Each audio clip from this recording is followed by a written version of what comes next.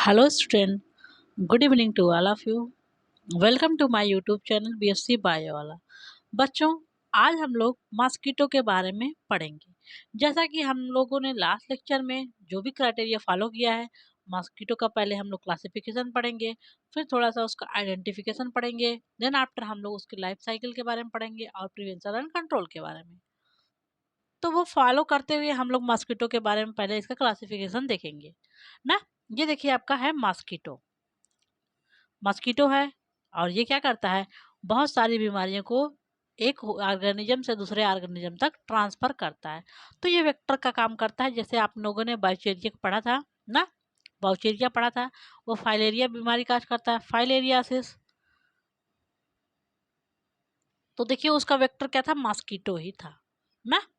Mosquito ही उस बीमारी को ट्रांसफर कर रहा है। जैसे आप लोगों ने मलेरिया पढ़ा होगा, तो मलेरिया भी, डेंगू भी, इन सब बीमारियों को, ये येलो फीवर, इन सब बीमारियों को एक ऑर्गेनिज्म से दूसरे ऑर्गेनिज्म, जैसे इन्फेक्टेड पर्सन है, इनसे जो नया इन्फेक्टेड पर्सन है उनके तक ट्रांसफर करने का काम ये मस्कीटो ही करते हैं। जैसे मान लीजिए इस व्यक्ति को इन्फेक्शन है ना, अब मस्कीटो इनको बाइट किया, तो जो मस्कीटो का ये, जिसे वाउचेरिया है या फिर प्लाज्मोडियम जो मलेरिया काज करता है, वो इस मस्कीटो के अंदर आ जाएगा। जब ये मस्कीटो किसी नए ऑर्गेनिज्म को काटेगा, उसके अंदर इस मलेरिया के पैरासाइट को यहाँ पे ट्रांसफर कर देगा। तो ट्रांसमिशन हो गया एक ऑर्गेनिज्म से दूसरे ऑर्गेनिज्म तक। ठीक है, तो ये है आपका मस्कीटो। इसके देखिए ये बड़ी बड़ी आई है, ये इसका विंग है, और ये देखिए इनके लेग्स हैं, 3 पेयर लेग्स होंगे क्योंकि ये हेक्सापोडा या इंसेक्टा का मेंबर है ना। और देखिए इसका ये एंटीना है ना। और माउथ देखिए, ये जो इनका माउथ होता है, वो मगर मेल है तो उसका सकिंग टाइम, जो फीमेल है उसका माउथ होता है बाइटिंग एंड स्पॉन्जिंग टाइप। ये क्या करता है, सक करता है ना। अब ब्लड को ये सक करता है, ये होता है, इसकी फीमेल होती है सैंगीबोरस, ब्लड को सक करती है ना, ब्लड को सक करने वाला। लेकिन जो इसका मेल होता है वो नहीं काटता है। आपको मच्छर जो काटता है वो फीमेल ही काटती है, फीमेल ही बीमारियों को ट्रांसफर करती है। लेकिन जो मेल होता है वो फल के जूस वगैरह, जो प्लांट है, फ्रूट जूस पे रहता है, उसी को खाता है ना। लेकिन जो फीमेल है वो आपके ब्लड को सक करती है। ठीक, तो देखिए पहले हम लोग देखते हैं मॉस्किटो का क्लासिफिकेशन। अच्छा हाँ, इसका देखने से पहले लास्ट लेक्चर में आप लोगों ने टर्माइट के बारे में पढ़ा था। टर्माइट क्या है, टर्माइट क्या है, इसको वाइट एंट भी कहते हैं। क्या बोलते हैं, वाइट एंट। तो टर्माइट भी आप लोगों ने देखा था, टर्माइट को दीमक भी कहता है। ये हम विभिन्न सारी जो, बहुत सारी जो लकड़ियां हैं, हाउस होल्ड वुडेड हैं, उसको ये डिस्ट्रॉय करता है। तो लास्ट लेक्चर में हमने इस टर्माइट के क्लासिफिकेशन, आइडेंटिफिकेशन, इनका इंट्रोडक्शन, लाइफ साइकिल, और जो इनमें डिफरेंट सारी कास्टें हैं, स्टराइल जो वर्कर और सोल्जर है स्टराइल कास्ट में, और रिप्रोडक्टिव कास्ट में जो इनके किंग है, क्वीन है, कॉम्प्लीमेंट्री कास्टेड है, इन सब के बारे में हम लोगों ने डिटेल में स्टडी किया था। फिर देन आफ्टर हमने क्लासिफिकेशन, सॉरी, इनका लाइफ साइकिल पढ़ा था, फिर प्रिवेंशन एंड कंट्रोल। तो वो टर्माइट वाला जो, जिन व्यक्ति ने, जिन बच्चों ने उस लेक्चर को नहीं अटेंड किया है, प्लीज जाइए उस लेक्चर को अटेंड कर लीजिए। ठीक है, अच्छे से आप लोग डेली का डेली लेक्चर कंप्लीट किया करिए और नोट्स बनाइए और उसका प्रॉपर रिवाइज करिए। ओके, तो देखिए पहले सब लोग मॉस्किटो क्लासिफिकेशन, और आपका नोट्स टेलीग्राम पे शेयर कर दिया गया है, आप लोग अपना नोट्स बना लीजिए। किंगडम एनिमैलिया है और फाइलम इसका है आर्थ्रोपोडा। तो इसका किंगडम है एनिमैलिया, फाइलम है आर्थ्रोपोडा, क्लास है इंसेक्टा, आर्डर है डिप्टेरा। तो मॉस्किटो क्लासिफिकेशन देखिए आप लोग, मॉस्किटो का किंगडम क्या, एनिमैलिया, ये एनिमल किंगडम से बिलोंग करता है। और फाइलम इसका क्या है, आर्थ्रोपोडा। आर्थ्रोपोडा का मतलब होता है ज्वाइंटेड अपेंडेजेस। इस फाइलम के जितने भी मेंबर हैं उनके पास ज्वाइंटेड अपेंडेजेस हैं। और इनका क्लास क्या है, इंसेक्टा, और आर्डर क्या है, डिप्टेरा। कल जो हम लोगों ने टर्माइट पढ़ा था उसका आर्डर क्या था, आइसोप्टेरा ना, उसका भी क्लास इंसेक्टा था लेकिन आर्डर क्या था, आइसोप्टेरा। उसकी फैमिली क्या थी, टर्मिडी। ठीक है, तो मॉस्किटो को जो मेन 3 जीनस हैं वो देखिए यही हैं, एनाफिलीज है, क्यूलेक्स है और एडीज है ना। एनाफिलीज जो मलेरिया के बीमारी को ट्रांसफर करता है, क्यूलेक्स क्या होता है, फाइलेरिया का, और एडी जो होता है वो डेंगू बीमारी को ट्रांसफर करता है। ठीक है, तो देखिए मॉस्किटो के बारे में जनरल आप लोग इंट्रोडक्शन देखिए, इंट्रोडक्शन डाल दीजिए हेडिंग। देखिए mosquito are cosmopolitan in distribution. Cosmopolitan का मतलब होता है सर्वव्यापी, सर्वव्यापी। एक वर्ल्ड वाइड होता है, एक कास्मोपोलिटन, तो दोनों मतलब शब्द का मतलब एक ही होता है, कास्मोपोलिटन या सर्वव्यापी। ये सभी जगह पाया जाता है वर्ल्ड के किसी भी कोने में, चाहे America, Africa, Australia, Japan, China या फिर इंडिया के किसी भी कोने में, हर कोने में मॉस्किटो पाया जाता है, इसीलिए इनको बोलना है कास्मोपोलिटन, हर जगह पाया जाने वाला ये ऑर्गेनिज्म है। ठीक है, तो मॉस्किटो का डिस्ट्रीब्यूशन एवरीवेयर है। नॉक्टर्नल इनहैबिटेट, जनरली देखते हैं ये रात में ही एक्टिव होते हैं, दिन में बहुत ही कम एक्टिव होते हैं ना। देखते हैं आप लोग दिन में आपको थोड़ा सा मच्छर कम ही काटते हैं, लेकिन जनरली जहाँ जहाँ ज़्यादा मच्छर होते हैं वहाँ दिन में भी काट लेते हैं, लेकिन जनरली ये एक्टिव होते हैं रात में। And found in abundance in damp marshy land near stagnant water। Generally ये कहाँ पाए जाते हैं? कीचड़ में पाए जाएंगे, मार्सी लैंड, जो मार्सी लैंड होगा धान के खेत में ना, या फिर नियर स्टैंडिंग वाटर, जहाँ रुका हुआ पानी है वहां पे ये पाए जाते हैं, क्योंकि पानी में ही ये अपना रिप्रोडक्शन करते हैं, इसलिए पानी के आसपास के एरिया में ये पाए जाते हैं। नाला वगैरह में देखेंगे वहां ढेर सारे मच्छर पाए जाते हैं। तो ये डैम सॉइल जहाँ गीली मिट्टी है, कीचड़ वगैरह है, वहाँ पाए जाते हैं, या मार्शी लैंड में पाए जाएंगे, या फिर जहाँ रुका हुआ पानी है वहाँ पे ये अच्छे तरीके से पाए जाते हैं, क्योंकि वो इनके लिए फेवरेबल स्थान है, उनके ग्रोथ के लिए, इनके रिप्रोडक्शन के लिए वहाँ पे इनको सूटेबल कंडीशन मिलती है, तो वो वहाँ पे रहना पसंद करते हैं। ठीक बच्चा। Only female mosquito are adapted to suck the blood of human being। तो यहाँ पे लिखा गया साफ साफ, केवल फीमेल जो मॉस्किटो होती है वही ब्लड को सक कर सकती है। ठीक। And function as carrier of viral bacterial and protozoan disease. ये ब्लड को सक करने के साथ साथ आपको बैक्टीरिया से, बैक्टीरिया में देखिए बैक्टीरियल डिजीज, वायरल डिजीज और प्रोटोजोन डिजीज को ट्रांसफर करती है। प्रोटोजोन डिजीज में आप लोगों ने पढ़ा है प्लाज्मोडियम, जो मलेरिया ना, मलेरिया डिजीज का करता है प्लाज्मोडियम, ये मलेरिया नामक बीमारी को फैलाता है, जो कि मोस्ट कॉमन है। और देखिए वायरल में डेंगू, डेंगू वायरल फीवर बोला जाता है ना, वायरल फीवर, डेंगू इस टाइम बहुत ज़्यादा फैला हुआ है। डेंगू जिसमें प्लेटलेट्स काउंट डाउन डाउन हो जाता है, प्लेटलेट्स आपका कम हो जाता है। ठीक। और देखिए कुछ बैक्टीरियल डिजीज, जैसे बैक्टीरियल डिजीज का भी ये ट्रांसफर करता है। और देखिए जो ये वाउचेरिया है वो निमेटोडा, निमेटे हेलमिंथेस से बिलोंग है, उस वाउचेरिया के भी ट्रांसफर में ये हेल्प करता है। तो मॉस्किटो जो फीमेल मॉस्किटो है, फीमेल वाला इसका मॉस्किटो है, ये बहुत सारी बीमारियों को ट्रांसफर करता है। ठीक है, ओके। और लेकिन इसका मेल ब्लड को सक नहीं करता है, ये फूलों के जूस को सक करता है। ठीक है बच्चा। Out of 40 species of anopheles only 9 are vector of human malaria. आप देखेंगे लगभग 45 एनाफ्लीज का स्पीसीज पाया जाता है, लेकिन उसमें से 9 जो हैं वो मलेरिया के वेक्टर को ट्रांसफर करते हैं। ठीक है, मलेरिया का वेक्टर क्या है? मलेरिया का पैरासाइट क्या है? Plasmodium.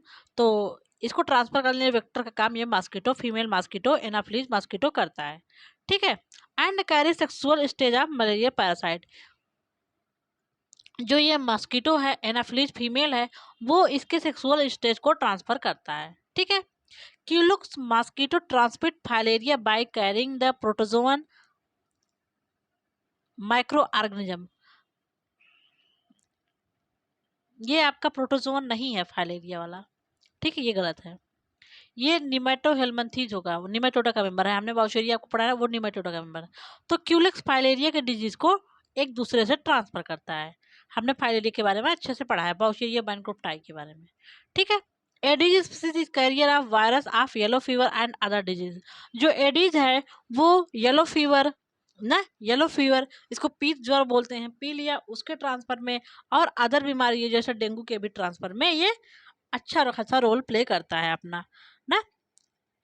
Female content piercing and sucking type mouth ना, जो फीमेल होती है, female content specialised mouth part for piercing while the male are devoid of having such type of elongated mouth part.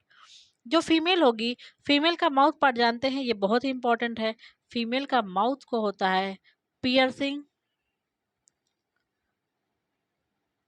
And sucking type होता है। आप देखते हैं आपकी स्किन पे ये प्यार से अपने वो मैंडिबल या मैक्सिला जो भी है उसको धसाएगी और आपसे ब्लड को सक कर लेगी। ठीक है, ब्लड सक कर लेती है। तो जो फीमेल का माउथ होता है वो ब्लड सक करने के लिए अडेप्टेड होता है, लेकिन मेल का माउथ ब्लड को सक करने के लिए अडेप्टेड नहीं होता है। ठीक है, तो फीमेल का mouth piercing and sucking type का होता है। फीमेल का माउथ पार्ट जो होता है वो पियर्सिंग और सक करने के लिए अडेप्टेड होता है, लेकिन मेल के माउथ में ये पार्ट नहीं होता है। ऐसा अडेप्टेशन मेल में नहीं पाया जाता है। ठीक है, तो वही यहाँ पे कहा गया है, female contain specialized mouth part for piercing while male are divided up having such type of elongated mouth part। Male में ये पार्ट नहीं होता है।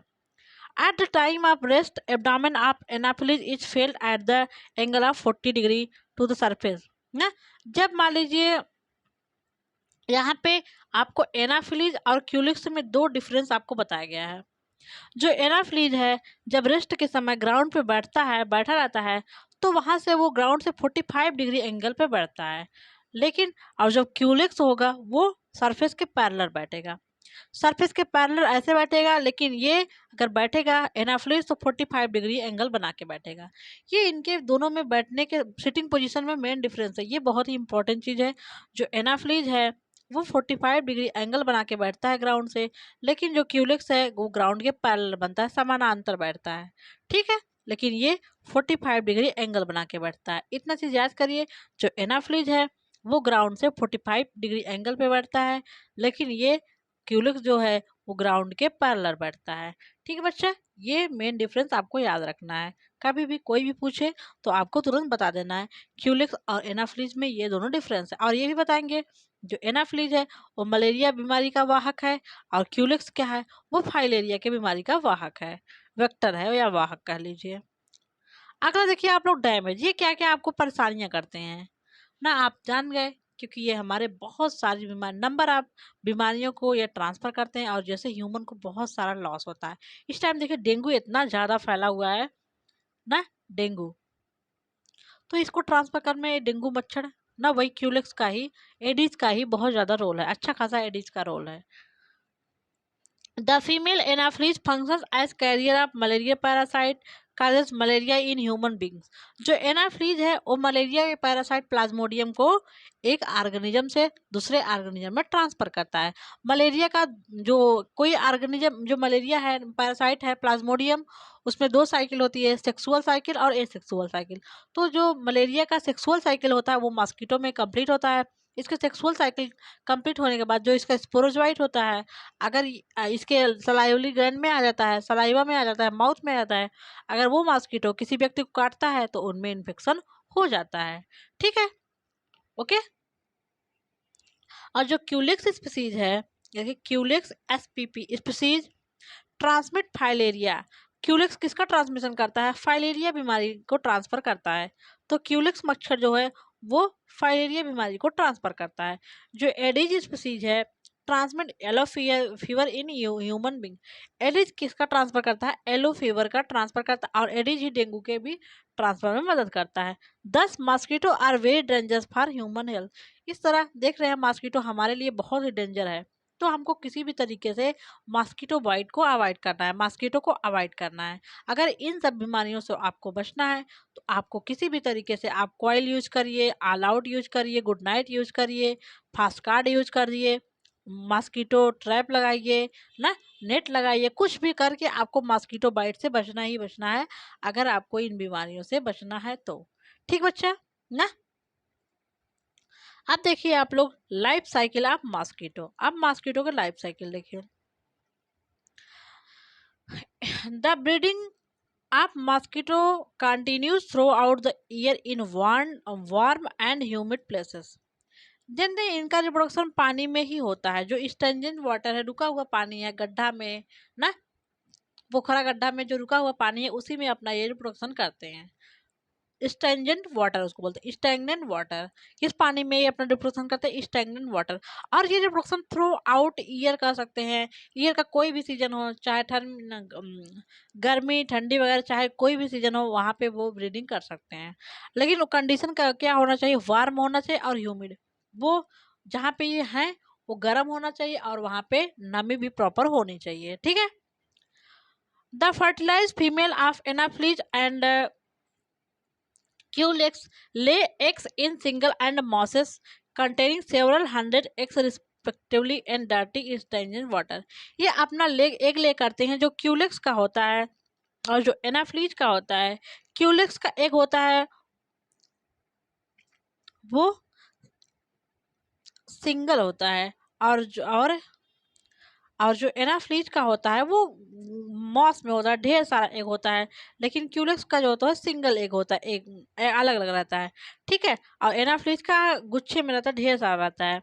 तो अपना एग ये पानी में ले करते हैं। आप देखेंगे पानी में मच्छर भर बनाते रहते हैं ना, आप देखते हैं वहां पे रहते हैं। तो अपना एग ले उसे पानी में करते हैं। और पानी कैसा होना चाहिए? डर्टी स्टेंजेंट पानी, पानी गंदा होना चाहिए और रुका हुआ पानी होना चाहिए। बहते हुए जल में जैसे नदी में है वहां पे अपना रिप्रोडक्शन नहीं कर पाते हैं। Eggs after 2 to 3 days of incubation, जब अपना एग ले ये पानी में एग ले कर देते हैं तो लगभग 2 से 3 दिन के बाद इंक्यूबेशन के बाद वो अपना एग को इंक्यूबेट करती हैं ना। इंक्यूबेट करने के बाद हैज्ड इनटू लार्वा, एक से लार्वा निकल जाते हैं और इनका लार्वा जो है उसको बोलते हैं,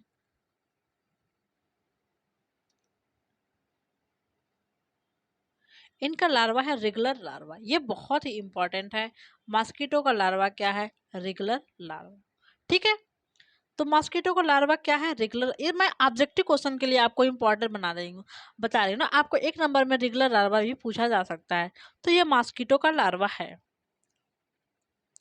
कभी कभी आप ध्यान से देखिएगा, कोई रुका हुआ पानी है ना, रुका हुआ पानी है, बहुत दिन से रुका है, गड्ढा है, उसमें देखेंगे अगर मॉस्किटो उसमें आ रहे हैं, आप देखेंगे उसमें छोटा छोटा छोटा छोटा माइन्यूट सा तैरता हुआ होता है, वही है इसका रेगुलर लार्वा ना। अगर रुका हुआ पानी है आप ध्यान से उसमें देखेंगे, बारिश के समय बहुत दिन से रुका पानी है ना, 15-20 दिन से, उसमें देखेंगे छोटे छोटे रेगुलर लार्वा तैरते रहते हैं, वही इसका लार्वा है, रेगुलर लार्वा। ठीक। तो एक से लगभग 2 से 3 दिन इंक्यूबेशन के बाद लार्वा इनका निकलता है। Which are purely aquatic inhabited, जो प्योर रूप से पानी में ही रहता है, वो स्थल पे नहीं रहता है, ये पानी में ही लार्वा इनका रहता है। And are known as regular, जो इनका लार्वा है इसको क्या बोलते हैं? Regular larva. तो क्या बोलते हैं? Regular larva. The abdomen of larvae is provided with tubular siphon adapted for air breathing. जो लार्वा का एब्डोमेन होगा उसमें ट्यूबुलर साइफन होगा, उस साइफन से ये अपना रिस्पायरेशन करते हैं, क्योंकि पानी में रिस्पायरेशन के लिए इनके पास रिस्पायरेटरी साइफन होता है, ट्यूबुलर साइफन होता है ट्यूब की तरह। इससे ये अपना गैसेस एक्सचेंज करते हैं, ऑक्सीजन को अंदर लेंगे और जो इनके अंदर कार्बन डाइऑक्साइड रिस्पायरेशन के समय बन रही है उसको ये बाहर निकाल लेंगे। ठीक बच्चा। तो इनके लार्वा में जो रेगुलर लार्वा है उसमें रिस्पायरेशन के लिए ट्यूबुलर साइफन होता है या फिर रिस्पायरेटरी साइफन होता है। The larva by four माउल्टिंग undergo pupation after 2 days to 2 weeks। अब लार्वा कुछ टाइम बाद 4 माउल्टिंग करेगा और माउल्टिंग करने के बाद यू प्यूपेशन में जाता है, प्यूपा फॉर्मेशन स्टेज में जाता है। तो लार्वा से लगभग 2 से 2 वीक लग जाते हैं लार्वा से प्यूपा बनने में ना। एंड फिर प्यूपा आगे डेवलप होकर के एडल्ट मॉस्किटो में बनता है। तो लगभग ये 2 से 3 दिन लग जाते हैं। जैसे देखिए अब इनका एडल्ट है, एडल्ट फीमेल है, मान लीजिए एग लेकर दी तो एग से बनेगा लार्वा। अब लार्वा से बनेगा प्यूपा और प्यूपा आगे डेवलप करके एडल्ट मॉस्किटो में कन्वर्ट हो जाएगा। यही इनकी है लाइफ साइकिल। ठीक है। तो एक बार फिर से देखिए, क्यूलेक्स का एक सिंगल वगैरह भी हो सकता है या फिर एनाफ्लीज और क्यूलेक्स का एक सिंगल और ग्रुप में भी हो सकता है। एक में 2 से 3 दिन बाद इंक्यूबेशन के बाद लार्वा निकलता है, इनके लार्वा को बोलते हैं रेगुलर लार्वा ना, रेगुलर लार्वा बोलते हैं। और इस लार्वा के पास ट्यूबुलर साइफन होता है ताकि ये एरियल रिस्पायरेशन कर सके, क्योंकि ये पानी में ही होते हैं तो इनके रिस्पायरेशन करने के लिए इनको ट्यूबुलर साइफन होता है। ठीक। अब लार्वा में लगभग 4 माउल्टिंग होगा, लार्वा में 4 माउल्टिंग होगा, 2 दिन या फिर 2 वीक लग सकते हैं उसको प्यूपा फार्म में कन्वर्ट होने में। अब प्यूपा फार्म से लगभग 2 से 3 दिन बाद प्यूपा से एडल्ट मॉस्किटो इमर्ज होता है, बाहर निकलता है। अब ये लैंड हैबिट के लिए, अब ये स्थल पे रहने के लिए एडाप्टेड हो गया है, तो मॉस्किटो लैंड पे रहने के लिए एडाप्टेड हो जाता है। ठीक है, ये इनका लाइफ साइकिल था मॉस्किटो का। अब ये देखिए, एक मॉस्किटो का स्ट्रक्चर आपको दिखाया गया है। ये मॉस्किटो को माउथ पार्ट है, जिसमें मैंडिबल मैक्सिला वगैरह होगा। ये इसका एंटीनी है, और ये इसका कंपाउंड आई है ना। ये इसका 4 लेग है, 3 पेयर लेग होगा ना, तो ये इसका 4 लेग है, पहला वाला लेग है, ये देखिए। और ये इसका मिडिल वाला लेग है, ये इसका हाइंड लेग है ना। तो 3 पेयर यहाँ पे लेग होगा।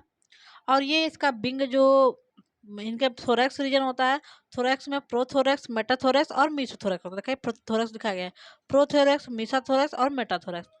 जो मीसोथोरैसिक विंग है वो हाल्टर में मॉडिफाई हो जाता है, और जो मेटाथोरैसिक विंग्स है वो ओढ़ने में मॉडिफाइड हो जाता है ना। और इनके पास थोरेसिक स्पाइरिकल होता है, ओके। और यहाँ पे एब्डोमिनल स्पाइरिकल होता है, ये सब। और ये इनका एब्डोमेन है, ओके बच्चा। ये एक मॉस्किटो, क्यूलिक्स मॉस्किटो का आपको फिगर दिखाया गया है। हमको यहाँ पे स्ट्रक्चर नहीं पढ़ना है, इसलिए हम इनके बारे में डिटेल में नहीं पढ़ रहे हैं, ठीक। अगर आपको बस आएगा prevention and life cycle of mosquito, ऐसे life cycle and prevention control of rodent, या फिर life cycle and prevention control of गंधी bug, life cycle prevention control of sugarcane leafhopper. ठीक है, यही आपको लिखने के लिए आएगा। इन जो मैंने 4-5 लाइफ साइकिल आपको बताया, इनमें से एक लाइफ साइकिल आपको पक्का 100% एग्जाम में देखने को मिल सकता है। ये देखिए इसका लाइफ साइकिल है। आगे मैंने एक एडिज मॉस्किटो का लाइफ साइकिल बताया, क्योंकि ऊपर हमने क्यूलेक्स और उसका पढ़ा है, एनाफ्लीज का पढ़ा है। यहाँ पे हमने एडिज का लाइफ साइकिल दिखाया है। पहले ये देख लीजिए आप लोग। ये देखिए एडल्ट है, एडल्ट फीमेल है। तो एडल्ट फीमेल है, अब क्या करेगी, एग ले करेगी ना। एग पानी में एग ले करेगी, इनका ये एग है। अब एग से क्या होगा, egg has with in a few days two month when covered with water. Egg पानी में रहेगा ना, पानी से एग से हैच होगा लार्वा का। लार्वा इनका क्या है, रेगुलर लार्वा। रेगुलर लार्वा, अब रेगुलर लार्वा किस में जाएगा, प्यूपेशन में जाएगा। देखिए larva lives in water, they developed into pupa as few as 5 day ना। लगभग 5 दिन में लार्वा से यहाँ पे बन गया इसका प्यूपा। ये इसका लार्वा है, यही इसका रेगुलर लार्वा है, पानी में तैरता रहता है ना।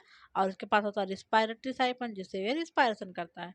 अब लार्वा प्यूपेशन कंडीशन में गया और प्यूपा में कन्वर्ट हो गया। अब लार्वा प्यूपा में, प्यूपा से लार्वा, ये प्यूपा कुछ टाइम बाद pupae live in water, they developed into adult flying mosquito in 2 to 3 days. लगभग 2 से 3 दिन बाद ये प्यूपा विंग डेवलप्ड कर लेगा और एडल्ट में कन्वर्ट हो जाएगा। अब ये लैंड हैबिट के लिए सूटेबल हो चुका है मॉस्किटो। तो इसकी लाइफ साइकिल बहुत ईजी है। इनके लाइफ साइकिल में एडल्ट है, एक्स है, लार्वा है और प्यूपा है। इनकी लाइफ साइकिल का डायग्रामेटिक रिप्रेजेंटेशन देख लीजिए। एडल्ट है, एडल्ट में एग दिया, एग से लार्वा, लार्वा से प्यूपा और प्यूपा से एडल्ट। प्यूपा जब विंग वगैरह अडाप्ट कर लेगा तो ये एडल्ट में कन्वर्ट हो जाएगा। फिर इसकी लाइफ साइकिल ऐसे कंटिन्यू हो जाएगी। तो इनकी लाइफ साइकिल बहुत इजी है, आप लोग अच्छे से ध्यान देंगे तो आपको तुरंत समझ याद हो जाएगा और अच्छे से समझ में आ जाएगा। अब थोड़ा सा आप लोग एडिज के लाइफ साइकिल के बारे में देख लीजिए। एडिज मॉस्किटो जो है, इसके पहले एग के बारे में देखिए।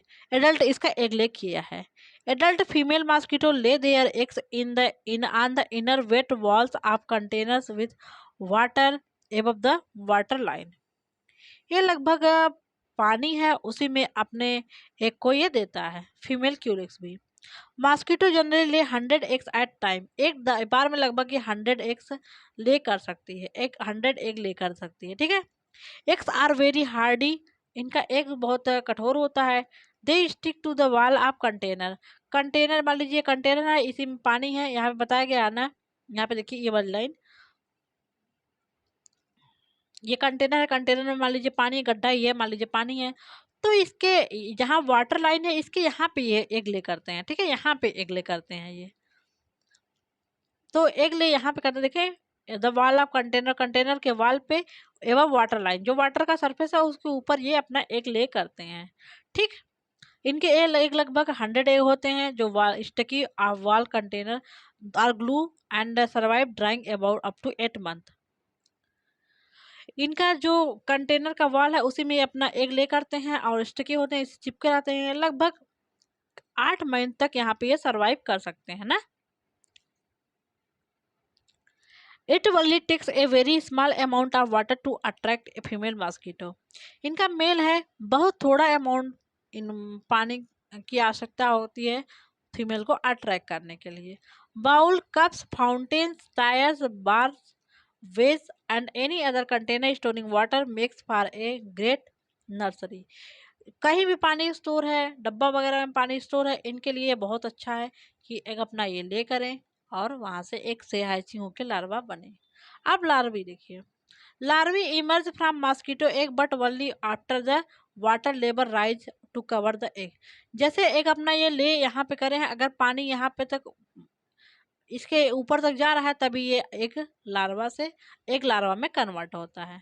This means that rain water or human adding water to container with egg till trigger the larvae to emergence ना। अगर लार्वा से सॉरी एक से लार्वा बनना है तो पानी को फुल करना पड़ेगा, या अगर पानी बरसा 8 महीने तक उसमें रहेगा, किसी भी तरीके से वहां पानी पहुंच गया तो एक से लार्वा में कन्वर्ट हो जाएगा। Larva feed on micro organism in the water after moulting 3 larva becomes pupal. जो कंटेनर में माइक्रो ऑर्गेनिज्म होंगे तो उनको लार्वा खाएगा। लगभग 3 मोल्टिंग के बाद ये प्यूपा में कन्वर्ट हो जाता है। अब प्यूपा क्या है? Pupa will develop until the body of newly formed adult flying mosquito emerges from the pupal skin and leaves the water. अब ये प्यूपा जब इसके पास विंग डेवलप्ड हो जाएगा तब ये एडल्ट में कन्वर्ट हो जाएगा। तो लार्वा से प्यूपा होना, प्यूपा से एडल्ट। एडल्ट क्या है? After adult mosquito emergence male mosquito feed on nectar. जो इनका मेल मॉस्किटो है वो नेक्टर, जो पॉलन होता है, नेक्टर होता है पेड़ों का, फूल का, उसको खाएगा from flowers. And female mosquito feed on human and animal for blood to produce egg. जो फीमेल मॉस्किटो है वो ह्यूमन या फिर अदर कैटल वगैरह का ब्लड को सक करेगी अपने एग को प्रोड्यूस करने के लिए। After feeding female mosquito will look for water source to lay more egg. जब ये भैया ब्लड और सक कर लेगी, खा पी लेगी, तो अब अंडा को एग ले करने के लिए वाटर सरफेस को खोजेगी। Aedes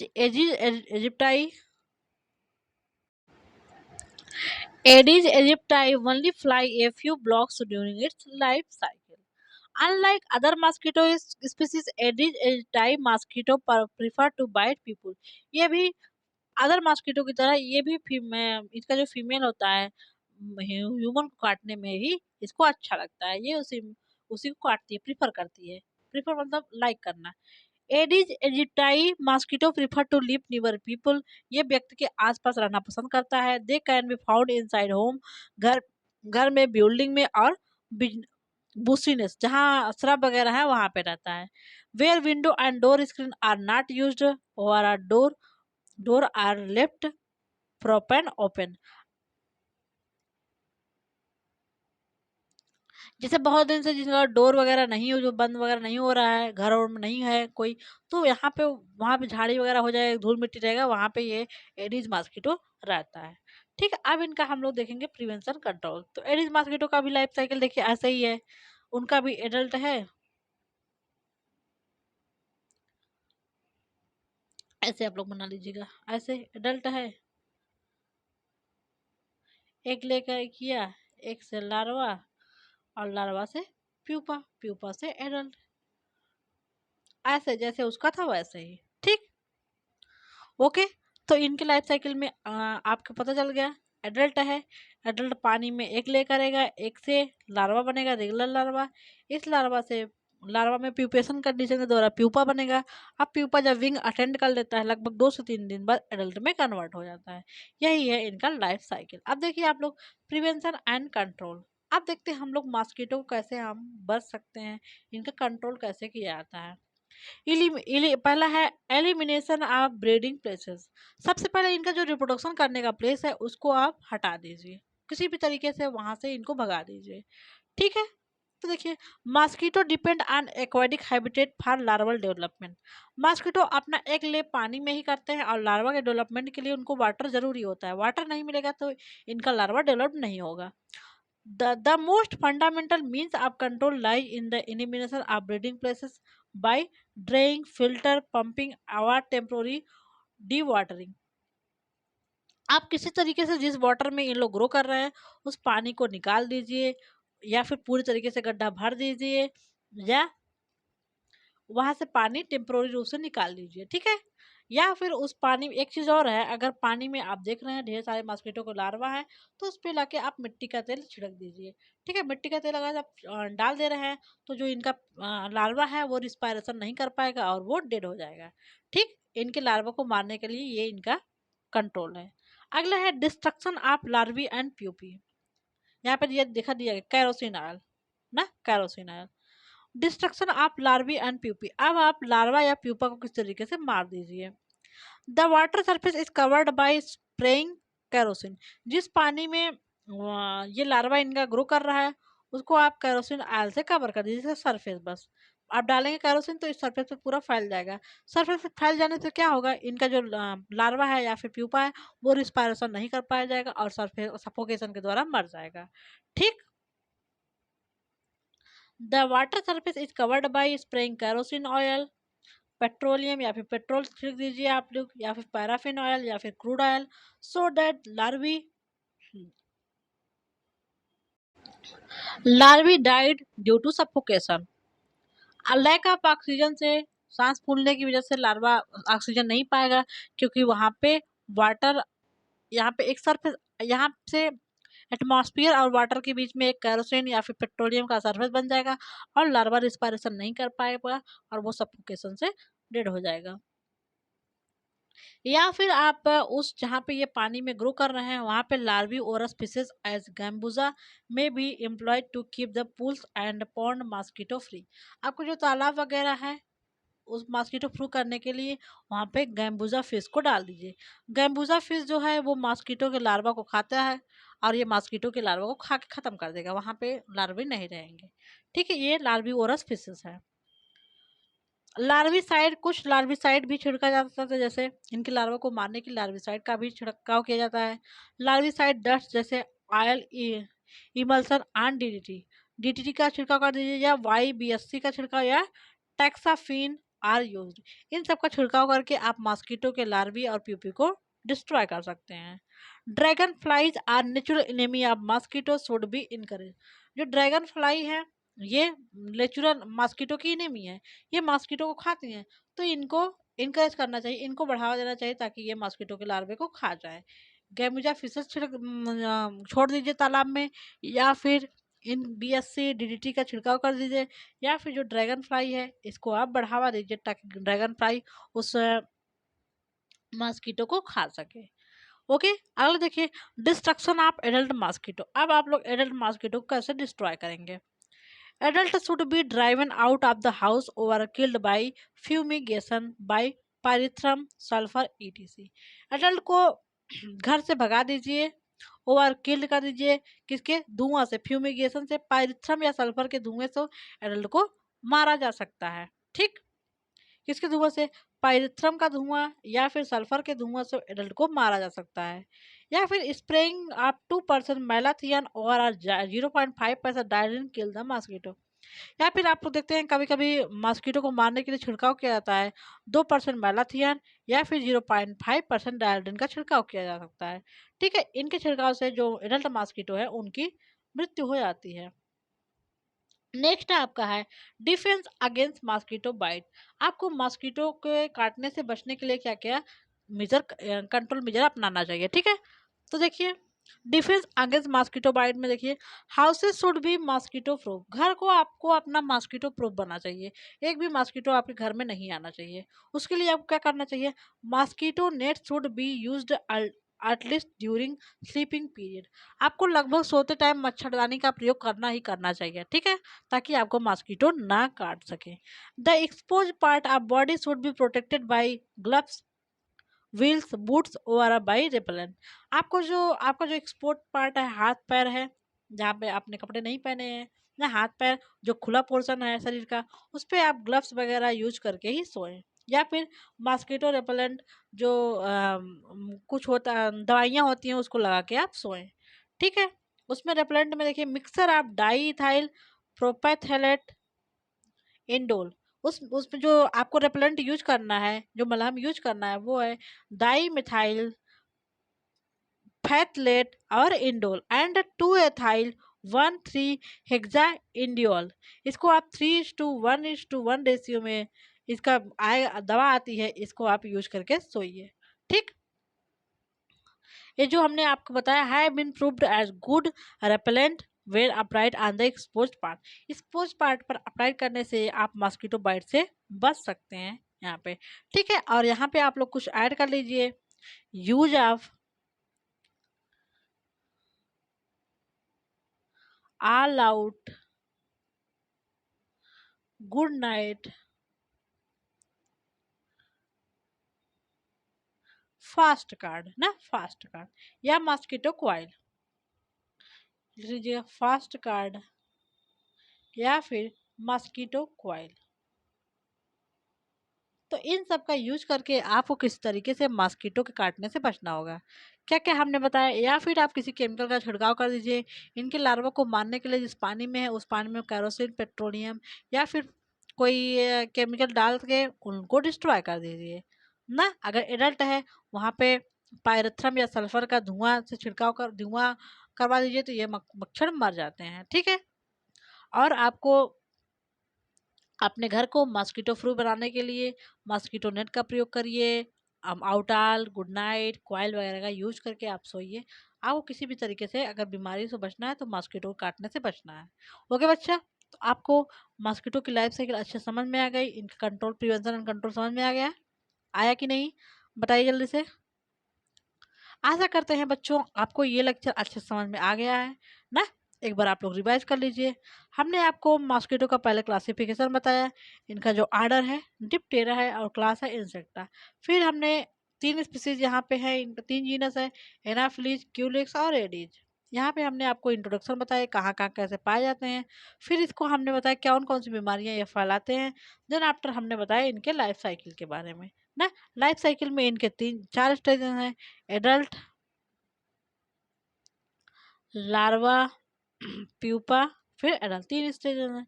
ठीक बच्चा, ये है इनका लाइफ साइकिल। फिर हमने प्रिवेंशन कंट्रोल में देखा है किस तरीके से मॉस्किटो को आप लोग अवॉइड कर सकते हैं। ठीक है, तो बच्चों आपको डेंगू वगैरह मलेरिया वगैरह से बचने के लिए प्लीज़ मॉस्किटो को अवॉइड करिए और स्वस्थ रहिए और अच्छे से पढ़ाई करिए। Okay, thank you so much बच्चों, मिलते हैं नेक्स्ट लेक्चर में। आपका ये नोट टेलीग्राम पे डाल दिया गया है, आप वहाँ जाइए अपना नोट्स बनाइए और वीडियो को देख के अच्छे से अपना वीडियो कवर करके पूरा लाइफ साइकिल कंप्लीट करके रखिए। बस एग्जाम में आपको रिवाइज करना है। ठीक है, एग्जाम में आपको कोई बर्डन नहीं लेना है। Thank you so much.